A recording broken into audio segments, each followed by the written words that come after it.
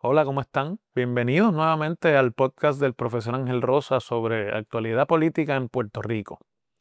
Bueno, luego de un fin de semana de convenciones políticas, de reuniones poco usuales entre líderes de la oposición relativo al tema de las enmiendas electorales, el episodio de hoy hubiese girado alrededor de uno de esos temas si no fuera porque esta tarde, mientras hacía mi programa de radio,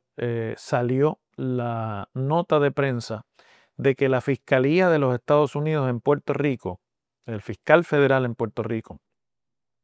sometió su memorándum de sentencia en el caso de la ex gobernadora Wanda Vázquez Garcet. Ustedes recordarán que la ex gobernadora estaba acusada de delitos de corrupción relativo a la aceptación de donativos de extranjeros a su campaña primarista de 2020, junto con el banquero venezolano Julio Herrera Bellutini y un personero de Herrera Bellutini que en el pasado había sido agente del FBI, Mark Rossini. Y que ese caso destapó en toda la discusión pública que tuvo los manejos y los acercamientos de este banquero venezolano exiliado en el extranjero y que operaba en Puerto Rico un banco de inversiones, pero orientado hacia el mercado internacional. Herrera Bellutini, no hay que hacer la historia nuevamente, pero estaba básicamente siendo regulado por el regulador de Puerto Rico, el comisionado de instituciones financieras, sintió que esa regulación tocaba aspectos fundamentales de su negocio en los que obviamente no se estaban cumpliendo con la ley, y entonces se acercó a Wanda Vázquez, entonces gobernadora y aspirante a la gobernación, en una primaria contra el entonces presidente del PNP, Pedro Pierluisi, y fundamentalmente compró cambios en la política pública regulativa para que su banco lo dejaran tranquilo. Eventualmente no tuvo éxito lo que intentó y el banco de hecho ya ha cerrado operaciones. Ahí salió a relucir una vinculación de personas cercanas a la ex gobernadora en su campaña para intervenir a favor de los intereses de Herrera Bellutini. Cuento largo corto, la acusan de corrupción, ella se defiende diciendo que en efecto ella no tuvo nada que ver con eso y que ella no era realmente, ese no era el esquema del que se le acusaba, ella no tenía una participación. Pero ya cuando estaba a punto de comenzar el juicio en su contra y en contra de los otros acusados, de Herrera y de Rossini,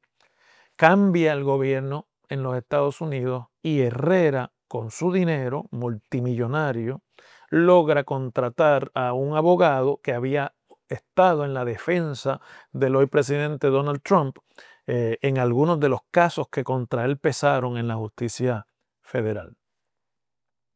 Y ese abogado, a su vez, será socio o está vinculado con la secretaria de Estado, de Justicia de los Estados Unidos y tiene, ¿verdad?, conexiones en el Departamento de Justicia que nombró Donald Trump en los Estados Unidos. Y a través de la nueva administración, Herrera logra que desde la División de Integridad Pública Federal le ordenen a la Fiscalía Federal en Puerto Rico entrar en un preacuerdo de culpabilidad para básicamente descarrilar las acusaciones, y como parte del preacuerdo se incluye a la ex gobernadora y a Rossini. Contrario a los coacusados extranjeros, la ex gobernadora no ha podido abstraerse de hacer expresiones públicas y de intentar defenderse del rebote en su prestigio y en su reputación que ese caso tuvo. Y el día que estaba pautada la vista en el Tribunal de San Juan para hacer alegato de culpabilidad, ya habiendo la jueza a cargo de ese caso, la jueza Silvia Carreño, hecho unas expresiones abiertas en corte de que si no fuera porque había un preacuerdo, ella no estaría inclinada a minorar la sentencia, y básicamente expresó que a ella le parecía que era una palmada en la mano ante una burla en el cumplimiento de las leyes electorales federales que prohíben el que extranjeros inviertan en campañas políticas en los Estados Unidos. Esa es fundamentalmente la acusación.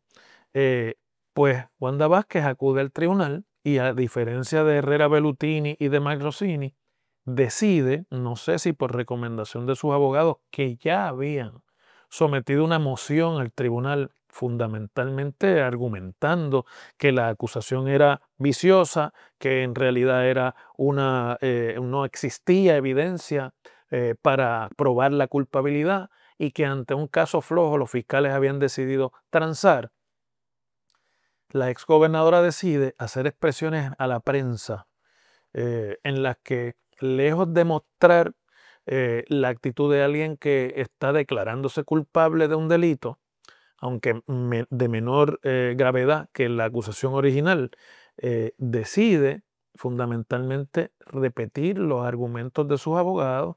decir que ella confió en figuras que estaban en su campaña y ella no fue personalmente la que estuvo detrás de este acuerdo o de estos negocios, y decir que ella no había cometido ningún delito y que la acusación se iba a archivar, y que ella estaba confiada en que el pueblo de Puerto Rico pudiera destilar, estoy resumiendo, de la acusación la realidad o la verdad que ella creía o quería que la gente creyera, en el sentido de su inocencia. Les digo que no sé si estas expresiones fueron por recomendación de sus abogados, porque una persona que se está declarando culpable ante un delito, primero lo que tiene que hacer es no hacer expresiones, como hicieron Herrera y Rossini, pero si va a hacer expresiones tiene que ser cuidadoso, porque aunque se estaba declarando culpable, todavía no se le había dictado sentencia. La sentencia está para dictársele el miércoles 15 de octubre próximo. Y si usted ya logró que le rebajen las penas o los delitos de la acusación, y que se trance porque usted básicamente se declare culpable de un misdemeanor eh, técnico bajo las leyes electorales, pues no tiente la suerte y no rete a la justicia. Porque una vez usted se declara culpable, con o sin acuerdo, usted está en las manos de la fiscalía y en las manos de la juez. La fiscalía, que es el proceso normal, los abogados que me ven saben un poco más de esto, pero es conocido este proceso. Tienen que someterle a la jueza una moción recomendando la sentencia a base o en base al acuerdo alcanzado. Y hoy la fiscalía le ha recomendado a la jueza Silvia Carreño que, además de una pena no carcelaria que ella encuentre que aplica según las guías de sentencia, le imponga a la exgobernadora 1 año de cárcel por los delitos de los que se declaró culpable. Pero cuando usted lee la moción, que es un escrito extenso, es evidente que los fiscales no creen en el acuerdo al que alcanzaron, que están convencidos de la culpabilidad de Wanda Vázquez, y que, aprovechando la imprudencia suya de estar haciendo expresiones públicas, mm, se han pegado de ahí para lograr, aunque sea 1 año de cárcel. La jueza no tiene que imponer el año de cárcel. Puede imponer más, puede imponer menos, puede no imponer cárcel en absoluto, pero ya había hecho expresiones la jueza de no estar conforme con el acuerdo. Y es curioso porque, como parte del documento de la fiscalía, incluyen una transcripción de una entrevista, de un vídeo de Telenoticias, de Telemundo, en que la gobernadora hace estas expresiones y abunda, y en que básicamente hay una ausencia total de arrepentimiento y de contrición, que es fundamentalmente lo que usted tiene que comunicarle a la fiscalía y a la jueza cuando se declara culpable de un delito. No se pide perdón, no se demuestra estar afligida por las circunstancias que la llevaron a declararse culpable o por los delitos. Wanda Vázquez, que es una ex secretaria de Justicia, que es una ex procuradora de las mujeres, que es una ex fiscal muy experimentada y que es una ex gobernadora. Es curioso porque pierde toda esa experiencia. Si hay alguien que sabe lo que es un preacuerdo con una fiscalía, es Wanda Vázquez. Y se comporta como una política, como una figura política, más preocupada por lo que los libros de historia van a recoger sobre ella que por su libertad. Y entonces, pues los libros de historia eventualmente van a recoger lo que van a decir. Y no importa cuál sea el acuerdo, recogerán que Wanda Vázquez fue acusada de delito, que se declaró culpable y que hasta el sol de hoy la única persona que ha llegado a la gobernación de Puerto Rico sin ser electa es también la única persona que luego de salir de la gobernación de Puerto Rico se convierte en una convicta. Entonces, bueno, pues este es un caso que a mí me parece ciertamente trágico, porque Wanda Vázquez tuvo aciertos como gobernadora en su manejo de la pandemia, que generaron mucha crítica, pero que en efecto lograron una serie de reacciones de parte del gobierno que en ese momento tuvieron el efecto de proteger a una gran parte de la población y otras cosas. Cuando llegó al poder y todavía sin tener la ambición de elegirse gobernadora,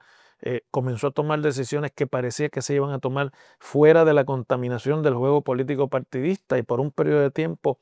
tuvo en ese sentido el respaldo de la opinión pública que la veían como alguien libre de las ataduras del proceso político, pero no duró mucho eso. Y a mí francamente me parece que la jueza Silvia Carreño pues tiene en bandeja de plata servida la oportunidad de sentenciarla a cárcel, que será devastador para la exgobernadora y para su familia. Pero por otro lado, pues se lo ha buscado. He hablado con muchos abogados sobre esto en el día de hoy y todos me dicen lo mismo. Debe ir allí bajita, debe ir allí con mucho menos altivez de la que fue la última vez y debe allí expresar nuevamente su arrepentimiento y hacer acto de verdadera contrición para ver si la jueza, tratándose de alguien que fue gobernadora, pues reevalúa lo que hasta ahora parece ser su inclinación o parecía ser su inclinación. Y es interesante y es una lección porque también el proceso nos ha enseñado que en la administración de Donald Trump y en los Estados Unidos de 2025, la justicia se compra. Solo que hay personas que la compran con su dinero y actúan prudentemente y hay otros que beneficiándose de esa compra deciden actuar imprudentemente. Y ese es el caso de Wanda Vázquez. Seguimos mañana.